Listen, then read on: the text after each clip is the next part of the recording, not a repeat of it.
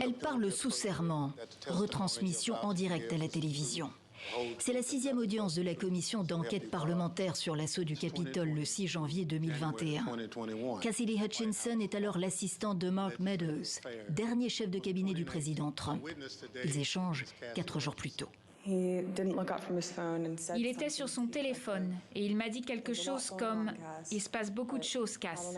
Ça pourrait vraiment devenir très grave le 6 janvier. » Pour la première fois, se souvient-elle, elle ressent de la peur. Le jour dit, les partisans de Trump, remobilisés le matin même par celui qui refuse de concéder la défaite, sont attendus devant le Capitole où le Sénat doit certifier l'élection de Joe Biden. Hutchinson apporte de nouveaux éléments lors d'une précédente audience.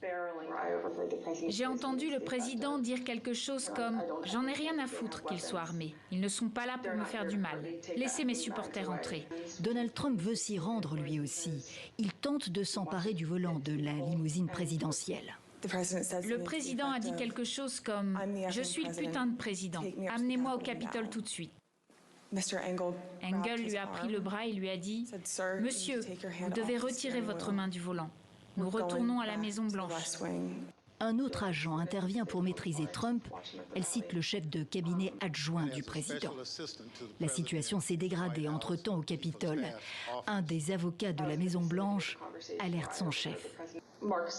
Pat dit à Mark « On doit agir, ou sinon les gens vont mourir et tu auras du sang sur les mains. » Trump ne veut rien savoir, répond l'intéressé. En tant qu'Américaine, j'étais dégoûtée. C'était anti-patriotique, c'était anti-américain. Nous regardions le Capitole être souillé pour un mensonge.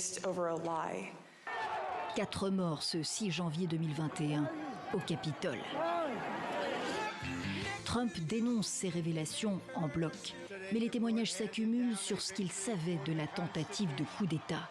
Quelle suite judiciaire et politique pour celui qui envisage de se relancer dans la course à la Maison-Blanche en 2024 ? La question est posée.